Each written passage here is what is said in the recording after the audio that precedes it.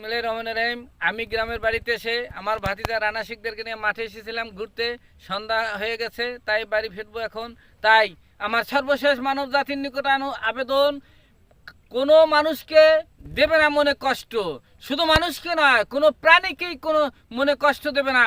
কোনো প্রাণীকে মনে দিলে কষ্ট, সেই কষ্ট স্রষ্টার অন্তরে লাগে কষ্ট। স্রষ্টা হয় অসন্তুষ্ট, দেয় তার প্রতি অভিশাপ। সেই অভিশাপে সে হয় ধ্বংস। অতঃপর জন্ম নেয় পাপ, পাপের নাই মাপ।